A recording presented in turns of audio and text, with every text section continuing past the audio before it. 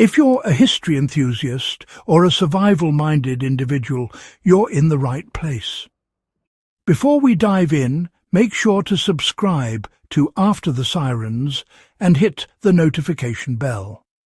Leave a comment sharing which of these World War II survival recipes intrigues you the most, because today we're uncovering 8 lost food recipes from World War II that are as practical as they are fascinating. These are not just historical curiosities. They are strategies that could literally sustain you during a crisis, just as they did for families across Europe during the war. World War II was a period of unprecedented scarcity. Every nation involved faced rationing, and ordinary citizens had to innovate or go hungry. Food was not just sustenance, it was survival. From clever ways to stretch a few ingredients to creating nourishing meals out of almost nothing, these recipes reveal the ingenuity and resilience of people under extreme pressure. Understanding them not only gives us a window into the past, but also provides modern lessons for anyone interested in emergency preparedness. People turned bread into more than just a staple. One of the most ingenious recipes that has almost vanished from memory is wartime bread substitutes. In Britain, during the height of rationing, traditional wheat was scarce. Housewives turned to a mixture of rolled oats, potato flour, and even boiled cabbage juice to create a loaf that was not just edible, but filling. To make a basic version today, you can mix half wheat flour with half potato flour, add some rolled oats, a pinch of salt, and enough water to form a dough. Bake it slowly at a low temperature to produce a dense, hearty loaf. This bread lasted for days and provided essential calories when meat and dairy were unavailable. Root vegetables became the backbone of survival cooking. In Germany and occupied countries, root vegetables were transformed into hearty dishes that carried families through long winters. A classic example is rutabaga stew. Rutabagas, carrots and turnips were simmered with a small portion of smoked bacon or even dried fish, seasoned minimally, and served as a main meal. You can recreate this with a 2-to-1 ratio of rutabaga to carrot, add a piece of smoked meat or a splash of soy sauce for flavour, and slow cook it until tender. The result is a simple but nutrient-dense dish that can sustain multiple people and is ideal for modern survivalists who want energy-rich, long-lasting meals. Wartime soups stretched every available ingredient. Soup was a critical survival tool. In Poland, for instance, black soup used barley, dried mushrooms, and a small ration of vegetables to create a meal that could feed a whole family. The key was layering flavours and letting them meld over low heat. For practical use today, start with a base of water or stock, add barley, dried mushrooms, and any available root vegetables, then simmer for several hours. Not only does this provide nourishment, but it also mirrors a strategy for crisis cooking. Minimal ingredients stretch for maximum sustenance. Clever use of offal ensured no protein was wasted. Organ meats were commonly used across Europe when meat rations were limited. Liver, kidneys and hearts were incorporated into pies, puddings or fried dishes.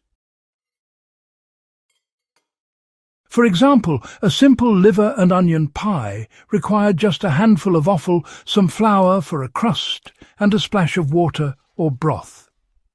Modern survivalists can apply this by using organ meats in stews or casseroles, which provide concentrated nutrition and can be preserved longer than fresh cuts of meat. Substituting sugar with alternative sweeteners was crucial. Sugar shortages forced people to turn to alternative sweeteners. Carrot jam, for instance, was a wartime favourite in France. By boiling grated carrots with a small amount of lemon juice and honey or maple syrup, people could create a preserve that lasted for months. Recreating this today is simple and can serve as both a sweet treat and an emergency energy source. The key lesson here is adaptation, identifying what's available and transforming it into something usable. Potatoes were transformed into versatile survival foods. Potatoes were the cornerstone of survival diets. In Norway and the Netherlands, people created potato pancakes or dumplings that could be stretched with breadcrumbs or flour. To try this at home, grate potatoes, squeeze out excess moisture, mix with flour and eggs, and fry or boil in batches. These meals could be eaten immediately or stored for later use, making them a practical model for anyone looking to extend limited resources. Homemade preserves allowed food to last beyond seasons. Preserving fruits and vegetables was a vital skill.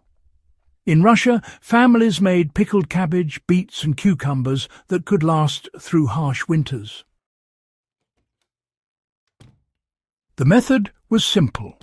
Chop vegetables layer with salt in a clean container and allow natural fermentation. This creates both a reliable food source and a way to maintain nutrition when fresh produce is unavailable. Learning these techniques today provides a direct link to historical survival strategies while offering modern utility for prepping. Innovative desserts use minimal ingredients for morale. Even in dire circumstances, people found ways to create morale-boosting treats.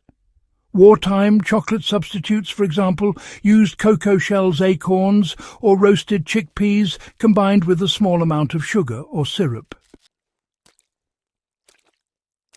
While not decadent by modern standards, they offered a psychological boost and a brief escape from the monotony of ration meals.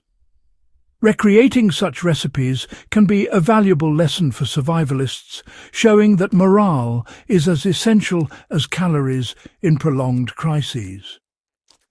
These 8 lost World War II food recipes are more than historical curiosities. They offer real-world strategies for stretching scarce resources, creating nourishment from minimal ingredients, and preserving food for extended periods. By studying them, we can gain insights into resilience, ingenuity, and resourcefulness, qualities that were essential during World War II and remain relevant for anyone interested in survival, prepping, or historical cuisine. If you found this guide valuable, make sure to subscribe to After the Sirens and share this video with fellow history enthusiasts. Comment below which of these recipes you plan to try or adapt for modern survival purposes. Your insights could help keep these remarkable wartime techniques alive for generations to come.